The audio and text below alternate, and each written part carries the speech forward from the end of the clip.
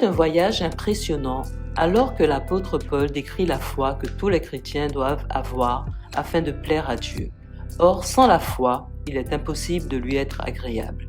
La foi et ses témoins, exemple des temps primitifs, la foi et les promesses de Dieu, exemple des patriarches, la foi et la lutte contre le monde, Moïse et les temps postérieurs, toutes les narrations sont citées directement de la Sainte Bible qui détaille cette magnifique assurance et espérance qu'est la foi.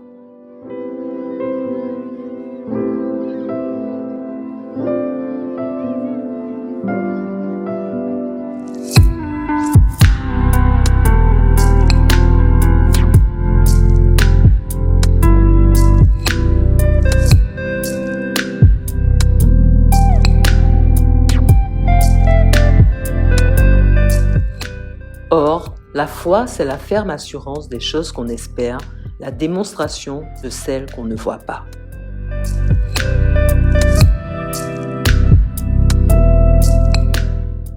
C'est à cause d'elle que les anciens ont reçu un témoignage favorable.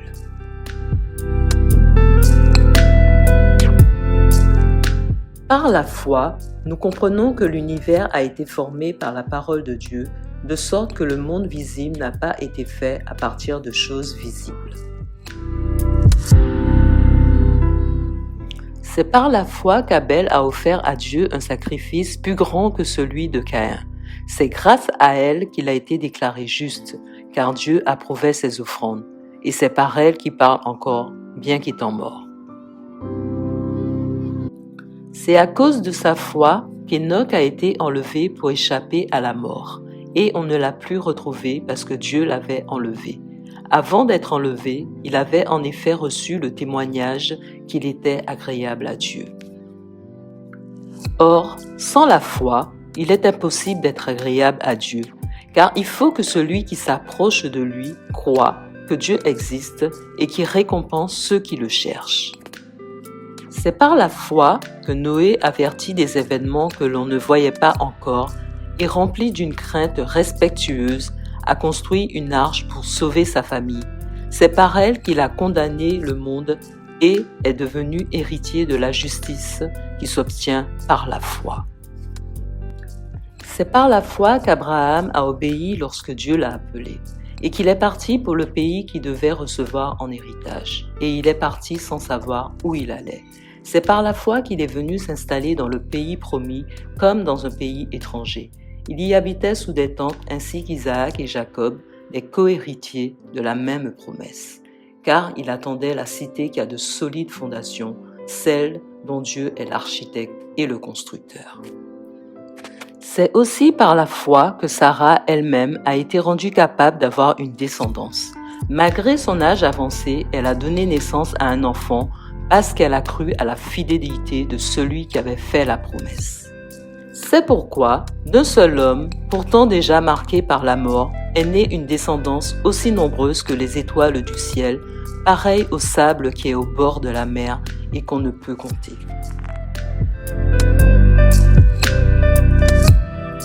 C'est dans la foi qu'ils sont tous morts, sans avoir reçu les biens promis, mais ils les ont vus et salués de loin, et ils ont reconnu qu'ils étaient étrangers et voyageurs sur la terre.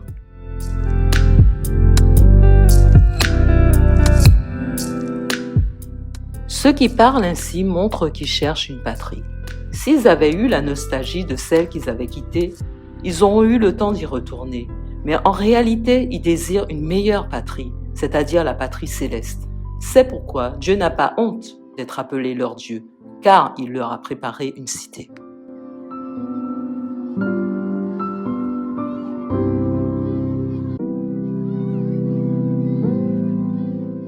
C'est par la foi qu'Abraham a offert Isaac lorsqu'il a été mis à l'épreuve. Oui, il a offert son fils unique en sacrifice, bien qu'il ait reçu les promesses. Et que Dieu lui ait dit, c'est par Isaac qu'une descendance te sera assurée. Il pensait que Dieu était capable même de le ressusciter des morts. C'est pourquoi il a retrouvé son fils par une sorte de résurrection. C'est par la foi que Moïse, à sa naissance, a été caché pendant 3 mois par ses parents. Il avait en effet vu que l'enfant était beau et ils n'ont pas eu peur de l'ordre du roi. C'est par la foi que Moïse, devenu grand, a refusé d'être appelé fils de la fille du Pharaon. Il préférait être maltraité avec le peuple de Dieu plutôt que d'avoir momentanément la jouissance du péché. Il considérait l'humiliation attachée au Messie comme une richesse plus grande que les trésors de l'Égypte, car il avait le regard fixé sur la récompense à venir. C'est par la foi qu'il a célébré la Pâque et versé du sang afin que le destructeur ne touche pas au premier-né des Israélites. C'est par la foi qu'ils ont traversé la mer Rouge comme un terrain sec, tandis que les Égyptiens ont été engloutis lorsqu'ils ont tenté de passer.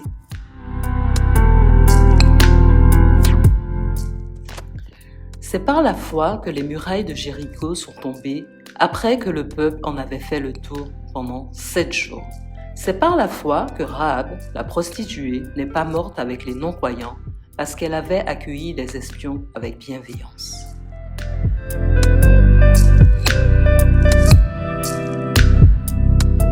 Et que dirais-je encore ? Le temps me manquerait en effet pour parler de Gédéon, de Barak, de Samson, de Jephthé, de David, de Samuel et des prophètes.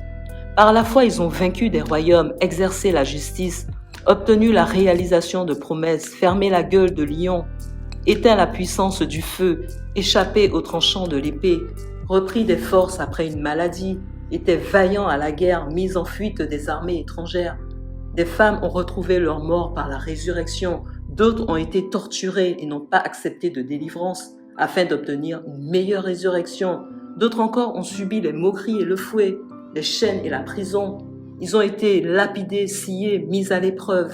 Ils sont morts tués par l'épée. Ils sont allés d'un endroit à l'autre, habillés de peau de brebis ou de chèvre, privés de tout, persécutés, maltraités. Eux dont le monde n'était pas digne. Ils erraient dans les déserts et les montagnes, dans les grottes et les abris de la terre. Tout cela, bien qu'ayant reçu un bon témoignage grâce à leur foi, n'ont pas obtenu ce qui leur était promis. Car Dieu avait en vue quelque chose de meilleur pour nous. Ainsi, il ne devait pas parvenir sans nous à la perfection.